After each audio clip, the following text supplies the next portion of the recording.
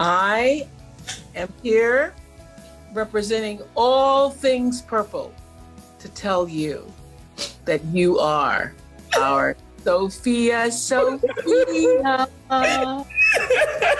Oh, man, let's enjoy that for a second. Welcome back to CBS Mornings. That's Oprah. There's only one. Surprising Danielle Brooks with the news that she had been cast in the highly anticipated musical adaptation of The Color Purple. I can never just say it right. Oprah earned an Oscar nomination for playing the fiercely independent Sophia. Look at this in the original 1985. Look at your face, Oprah, based on Alice Walker's Pulitzer Prize-winning novel. Oh, I just love that scene. This time, she is a new movie's producer. Brooks, who played Tacy, remember her in the series Orange is the New Black? You do. Made her Broadway debut as Sophia in the revival of The Color Purple. A lot of full circles going on here. Now she's revisiting the role on the big screen. And yesterday, thank you very much, she earned a Golden Globe nomination for Best Supporting Actress. Congratulations. In this clip, Sophia meets the father of her fiancé. That would be Harpo. Who's kidding you, gal? You seem like trouble. Oh, no, sir. I'm one of August Butler's daughters. No trouble at all. Just big. Who the daddy? Apple. I ain't gonna let you marry my son because you in the family way. Petty gal like you can take his mind, but you can't have his money. He ain't got no money. See, my sister and her husband say I can live with them as long as I please. Now, I come here out of respect. But if there ain't none to get, then sure ain't none to get. Don't keep me waiting. Love that line. I love that line, too. Oprah and Danielle Brooks join us first on CBS Mornings. Welcome, welcome, and congratulations again, Dan. Thank you, Miss Gayle. Thank you, guys. Oprah, take us back to that Thanks moment. for all the purple. I know. For the purple We got the assignment, Oprah. We got it. We got the assignment. Understood the assignment. You really understood it. It had to come through. You got the A+++. Nate just had this in his closet, too. Oh, my That's goodness. right. So good. I know. Lying, Gayle. Did you really? Yeah. I was saving it for you. I told Gayle a long time ago, I got a purple suit I'm gonna wear when Oprah shows up for the color. Yes. And today is the day. Thank you so much. Thank you so much. Take us back to that day, because Oprah, I remember she was so excited about making that call to you, Yes. Danielle, because she said, she is the one, she's the one. Yes. What that moment was like for both of you. Did it feel to you like handing I a felt baton? like, first of all, I wanted to make the call myself Yes, you because did. Sophia has been such, an iconic Part of you. a part of me. Yeah. And The Color Purple has been such an amazing part of my life. And so we actually had her waiting. She thought she was going to have to go through another Meeting with Blitz. meeting with Blitz. After 6 months. Wow. Yes, of Yes. auditioning and meetings. And when she came on that screen, that is a true reaction. I had no idea. You were holding your chest. That's all I could do. Why? Because I couldn't breathe. It's like, it's a dream come true. And like I said to you before, in that moment, I knew, I could feel it in every inch of my body. My life was about to change. But now you're a Golden Globe nominee, and I've heard you say that even until recently you felt like an imposter. How could that be, Danielle? You were on the Tony stage. I know. You were nominated for a Tony. I was, but that's when it began, because I had been auditioning for off-Broadway and Broadway shows for a while, and that's where my heart really lied, in the theater. And so for me to now be in this position where people are celebrating me in this way to get a Tony nomination, I was like, oh my God, they're gonna find out I'm a fraud, I can't really sing, and da-da-da-da-da. The next day you called in sick after this I nomination. called in Yeah. sick the next day because my nerves were so bad. And it was because of Sophia and the strength that she has in singing Hell No every night. I got to say hell no to my fears and my imposter syndrome and knock that thing out the way. I love that. I also think a lot of people will connect to the history here because it's deep. You were 15 years old. Your father takes you to see your very first Broadway show of any kind, and it's The Yes. Color Purple. Yes. 10 years later, you're playing Sophia on Broadway yourself. Yes. And now you're here. Talk to me about that trajectory. Look what God has done. That is the trajectory. I mean, it is so full circle in so many ways to have that experience with my father, to see people that looked like me on that screen, that gave me the courage to say, man, I can maybe do this. Come out of South Carolina, come to New York and make this dream a reality. And then 10 years later, to be in the Broadway show. My first Broadway show was incredible. And then however many years later, to do my first studio film with The Color Purple. It's just a lot of amazing God moments. But I wonder what it's like for you too, Oprah, because it was a God-like moment for you from the very beginning, from the moment you read this book. It. Yeah, Yes. I did live it. To see someone else, because your role is so iconic. Yeah. Were you wondering? Gayle was there when Gayle was there the day for the marriage scene. Yes. And there's a picture of us where I'm holding, where you're I in say, that I'm scene. married now. Don't blink. Don't blink. Don't cough or sneeze. But what is it like for you to? Release isn't the right word to release this role. But what is it like for you? Because I know what. Well, Sophia I means wanted to be you. there. I was there for much of the filming, but particularly made it my business to be there the day of the "You Told Harpo to Beat Me" scene, because that has been, such a moment. And it felt literally like passing the baton. There's a wonderful line in Song of Solomon where Toni Morrison talks about passing it on, passing it on, passing it on. And I got to do that. And we both hugged and cried after she finished You that did? You scene. And I cried? said, Oh. it is officially done. Yes, you did. You have taken it and made it yours. Yes, It is you did. officially done. It's such a job well done because it's hard to, one, compliment such a classic movie, but then you're also capturing an era with how you talk, how you walk, the lighting, the visuals, aesthetically. You guys do it all. But while I'm watching the movie, I realized that there are some themes and some parallels Yes. that are still relevant today. Did Very you much find so. when you were shooting the movie that there are certain things in that movie that we still deal with? Nate, I think that's such a really valuable question because, we live in a world of social media and AI and all that, and this is what will endure. That's right. Hope will endure. Forgiveness will endure. Joy will endure. Finding the God within you, self-empowerment will endure. And what I love about this version, this new version, first of all, you can't say nothing about the original because I loved it so much. Yes. Yeah. Love that. But I will say that this version is more joyous. It's more buoyant. It's more the vibrant. There's a It's jubilant. Yes, it's jubilant. You come away with a sense of being filled with joy and hopefulness and not feeling down at all. I think that's what's different, I don't agree. you? Yeah, for sure. And what I loved about your Sophia is that you made her so fun. I wasn't as fun as you. Oh, I saw it though. No, I saw wasn't. so many but, glimpses no, of but that. you were fun. Don't keep me waiting. You were more fun. You were more fun. No, I have to say this. I hadn't thought about it like that, but that's true. Hers is. Yeah, I hadn't thought about it like but that. I think the beauty of this is we get to share in this moment, but I just appreciate how she's held my hand through this entire process. Did she? Yes, she Because wouldn't it did. be? I would think it would be like cooking for Julia Child. I'd be so intimidated if I knew Oprah was on set and I was playing Oprah's role. Oh my God, of course I was intimidated, yes, without But a yet doubt. you had a relaxation to you too. Because Why? I felt that she gave me permission in that phone call when she said I passed the baton. That was, I heard, make it yours. You wrote down some Speaking of- advice that Oprah gave you. What was that? Oh, there's so many. But she did say, what Maya Angelou shared with you, I come as one and I stand as 10,000.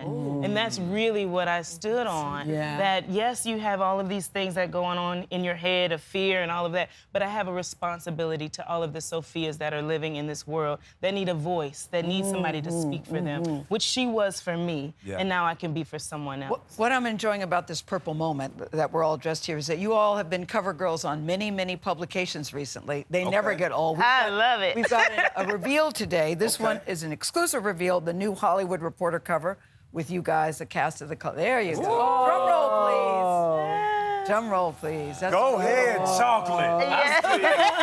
All right now. Oh, you know what I love the most is the cover line, the divine sisterhood of the color purple. It was a sisterhood, wasn't it, Yes, guys? yes. This set was very different than other sets that I haven't been on many, but this set was very different than what I've seen, Oprah. And You the too? divine sisterhood continues. I mean, I think, you know what the color purple was for me in '85, and the bonds that I created there, particularly with Quincy Jones and people. I mean, when I left, I didn't want it to end. Yes, and I think we all have that same experience, that you'll have people in your life forever. You made $35,000, as I recall, for that movie. Yes. You would have done it for nothing. I I said to my attorney at the time, please don't ask for 50. Don't ask for 50. He says, I can get you 50. I go, don't ask for 50. Don't. Yes. I kind of felt the same way, no lie. Well, you done all right. You done all right. did all right. Congratulations. Thank you so much. Oprah, thank you. Thank you. Yeah. Congrats. Thank you all for the Purple celebration. And a divine experience. It's a divine movie, really. Yes. Congratulations. Thank you. Can't The wait Color for it to come Purple out. opens in theaters. I know what you're going to be doing Christmas Day, people. I hope so. I hope Singing and Day. dancing and crying and At laughing. the movie theater. Golden Globe winner Taraji P. Henson is here, yes, in the building. She rose to fame in 2005 with a breakout performance in the movie Hustle and Flow, among other things in the early 2000s. Now, she's starring in the new musical adaptation of the beloved classic, The Color Purple. She plays a sultry singer, Suge Avery. That's right, Suge is coming. In this clip, Suge performs the song, Push the Button.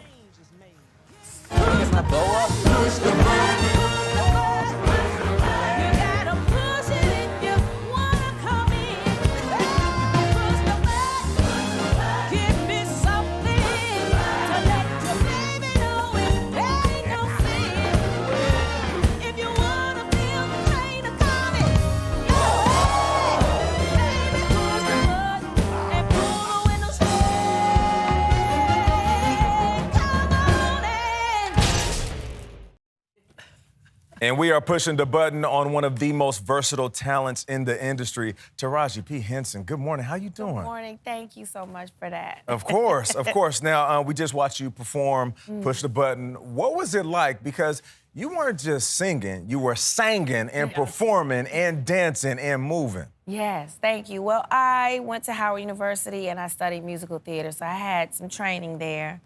But it's just incredible when you get to sing, dance, and act. It's so much fun. But it's fun, but it's also hard It's a lot of work. Oh, no, because no, no. You were jumping up on tables. You don't have a stunt double when you're No. doing something like this, right? No. Were you sore? Very sore. Actually, Miss Oprah Winfrey counted how many times I climbed up on the table, and it was 88 times. 88 times? 88 times. And what you did not see was me icing my knees in between takes. Wow.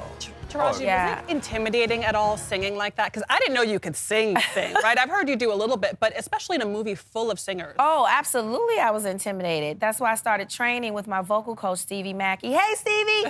In LA, we started training about 2 months before I even went to Atlanta to start filming. So, yeah, I had to get on top of it because I knew after that, then we were gonna add the layer of choreography and then Sheesh. talking and walking, and so I needed the music in me to live in me. Yeah, you had to build this character. Absolutely. What was your inspiration, your source material? How did you construct this performance? Oh, well, Alice Walker did a thing with the book. I mean, it's all in the Bible, in her book. I call her book The Bible, The Color Purple. But, I listen to a lot of music. We're complaining about what the girls are rapping and singing about now. Did you ever hear about what they sang about back then? Facts. So I started listening to a lot of Bessie Smith. I found this really incredible artist, Ida Cox, who sings about Wild Woman Don't Have the Blues, because, that would be Suge. And then I found this other interesting artist, Pygmy Terry, that talks about the Black Sheep's blues. And, Suge Avery was a black sheep of her time as well. So I would just get in the tub, and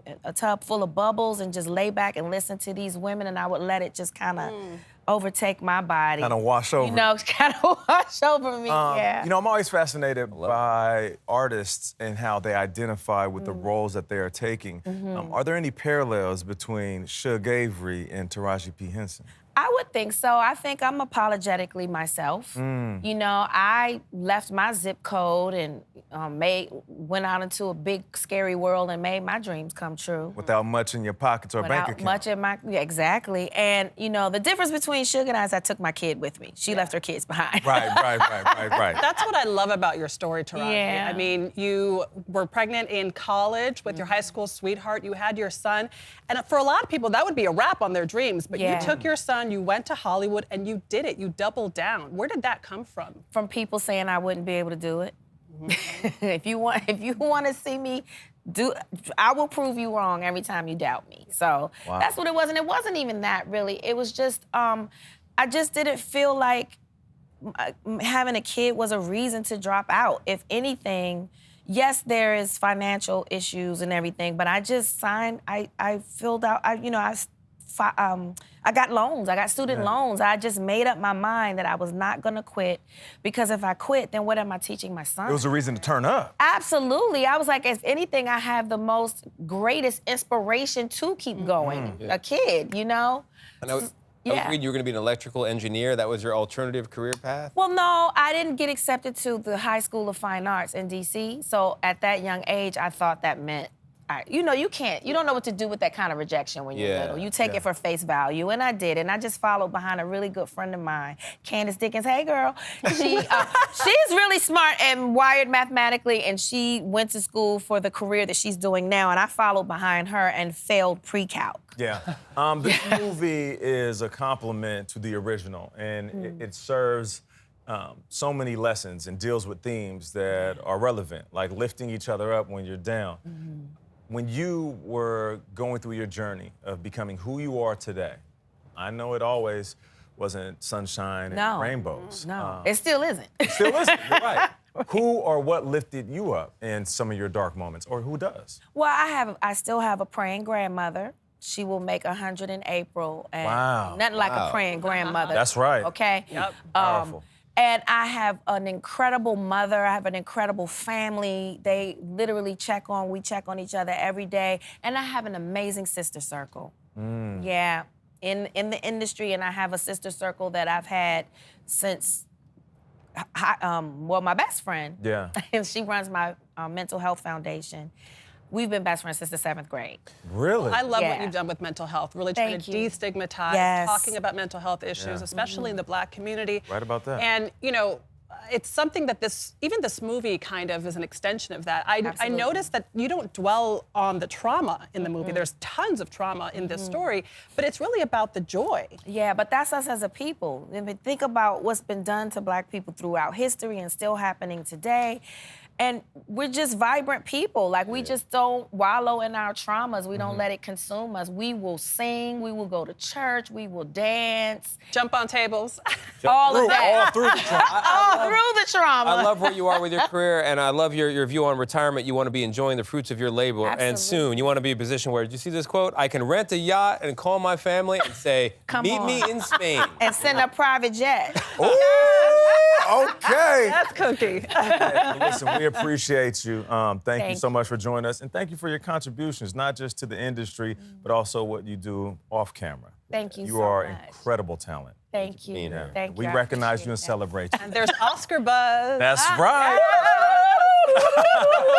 The Color Purple opens in theaters on Christmas Day, so make sure you run, don't walk. For my talk at the table, we're talking with Grammy-winning singer Fantasia, Barrino Taylor. She makes her big screen debut in the highly anticipated musical adaptation of The Color Purple. Barrino never gets old to me. Barrino Taylor plays Celie, a woman who, despite suffering terrible abuse, learns to find her voice and love herself, and boy, does she. She has just received her first Golden Globe nomination, thank you very much, for her performance. It's a role she knows very well, she says. She starred in The Color Purple on Broadway back in 2007. I saw her on stage then, too. She was knockout. In this clip from the new movie, Celie celebrates her newfound confidence and independence when she opens up her own tailoring business. Let that happen. All I need's a needle and a spool of thread. Got about 1,000,000 patterns in my head. All the ladies next are gonna love to dance, so they hit me Celie's pants. Gabardine, velveteen, satin, and lace, buttons and bows all over the place. Styles that'll make you feel like a queen. That woman's a whiz with the sewing machine. Who that say? Who that say? Who that say? Who that say? Who that? I love that scene. Yeah. Go ahead, Fantasia. Fantasia Barrino Taylor joins us. Hello, hello, congratulations. I'm so happy for you. Before we get started, can I Yes. say stunning? I mean, Stunning. for you guys, I had it. In the green room, when you walked in and you saw the poster of yourself, you said, I still can't believe this. Yeah. I wonder what this feels like to you, Fantasia, because you're used to Grammys, but this is a whole nother ballgame. What is it like for you? It's like a dream, a never-ending dream.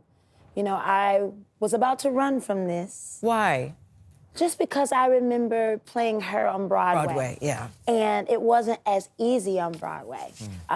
My life was a bit crazy as well. Yeah. So I felt like I was carrying my cross and Celie's cross, and that was overload. Plus, what Blitz did with this one is gave Blitz, Celie the an director. imagination. Yeah, our Yes. director, our amazing director. Yes. He gave Celie an imagination. Yes. She didn't have that on Broadway. So it left everybody trying to figure out how she got through everything. Then all of a sudden you hear, I'm here, and you're happy. Yes. But you don't know how she processed to get there. And I'm glad that he gave her an I've heard you say many times, but I am Celie. But I want to know what you mean by that. I also want people to know how hard you worked on this. Yes. Yeah. It's not like you came out there and you were playing. You are acting your butt off in this movie. Dancing. Yes, and Doing stunts. Yes. Yeah. So when you say you tap are dancing Celie, at that. when you say you are Celie, tell us about your own journey for a bit and how difficult this role was for you. I relate to her in a lot of ways. But stepping into her shoes is very taxing and it is not easy. Plus, she code switches a lot. She has to play with Mr. Yes. Suge Avery, Sophia, Hoppo, old Mister. Yeah. And to come in and play with all of those energies, it's not easy. It's not easy at all. And you identify with that. Yes, I do. I do. I like to say Celie's a Cancer. I'm a Cancer. And she's just a loving woman. My grandmother was a loving woman. My mother. And so I think I had to reach back into my ancestors and pull something out of me that I was terrified to go back to. You said we get to see another side of Celie, though, Yes. this time. What do you mean by that? Celie's grown up now. Yeah. I'm grown up now. I looked at things totally different. I don't think I looked at things when I played Broadway. Like, it was heavy. I didn't know how to let go of the road. I would go home, Celie, wake up, Celie. This time, thank God for Taraji with her crazy self. She helped me leave Celie on set. Celie wasn't ugly.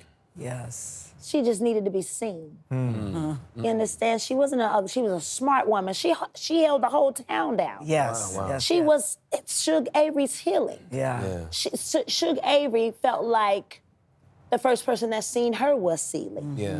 So it wasn't easy. No, it was not. But I knew I had to do it. Fantasia, throughout your career, you have found success in various ways. Do you feel like there were moments where you weren't seen? Are you trying to make me cry? I'm just trying to ask you questions. Yes. Yes, a lot. And that's another reason why Celie means so much. Do you feel seen now? I do. Yeah. I can see me. You can I see know you. who. Yes. Yes. I know who I am. I had to go through all of that stuff in order to sit here with you today. When you To come out on the think other about side.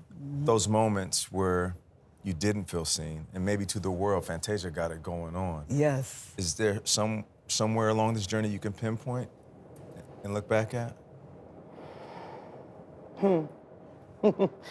I would say before I met my husband, I was here doing Broadway Yes. after midnight. Yep. Yep. And I decided to put a ring on my finger and love myself because I didn't love myself. And all of the things that I had went through, I was ready to start working on to heal, to get to a better place. And after midnight, I met my king, my best friend. And there he goes. There you go. Yeah, there you go. So fine, he's so fine. That's my best friend. It's not a day that he doesn't wake up and tell me that I'm beautiful. And he calls me queen. Queen. Yeah. It's a beautiful thing. When you think about that journey, I think for a lot of viewers, they'll think back to winning American Idol nearly 20 years ago now. Yeah.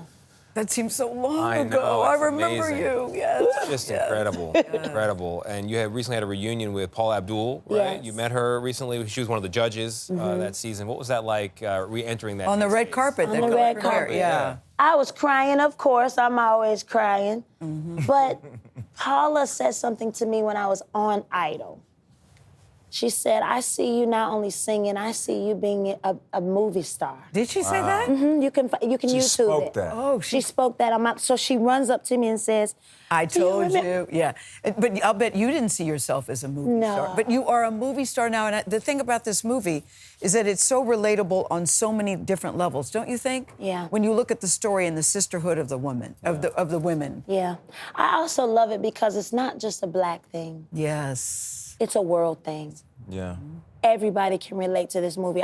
When we went to watch it for the first time, my husband sat in the back and I was holding Taraji and Gabby's hand, and he reached over and he squeezed me. He says, I'm about to cry. Now, he don't cry often. So when it was over, I said, I'm wondering what almost brought you to tears. My husband grew up without his father. He met his father on his dying bed. So Mr.'s story with Harpo, Yes. it touched him in a way. So I feel like this is not just a woman thing. It's not just a black thing. It's a male, female, young, old, all nationalities. And it's very entertaining, but I believe when you leave, Yes. it's gonna hit different. Yes. Yeah, no Yes. doubt. Yeah? It's a human thing, Fantasia. Yes. Yes. Fantasia Barrino. Yeah. So Golden Globe nominee, I about predict that? Oscar. I'm going to be like Paul Abdul. I see an Oscar nomination. You, Nate? Put it into Tony, do you see an Oscar I nomination? see it. I'm getting a vision of you being nominated for an Oscar. No doubt. Oh, my Fantasia, I could speak for us here and Yes. everybody. We see you. Yes. And thank you yes. for your Thank you. contributions. Keep kicking butt. Yes, yes. Weekday in, actually. Corey Hawkins plays Harpo, who struggles to find independence from his overbearing father and find balance with his very assertive wife. Her name is Sophia. Sophia, here's a preview. What happened to you? No, I was just kicked by a mule. Was this mule wearing a dress?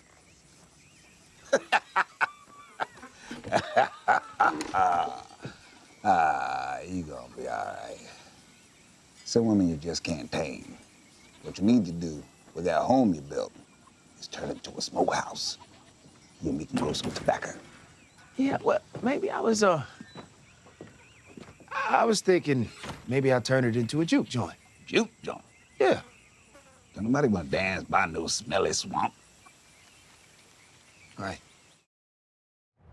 Corey Hawkins joins us first on CBS Mornings. Corey Hawkins nailing it again. I just want to take a little backtrack about your career before we talk about Purple, because the things that have happened to your life are so amazing to me. The Tennis Open, somebody drops out, can't sing. What's the song, America the Beautiful? Yeah. Not the national anthem. Yeah, it was God Bless America. God Bless America.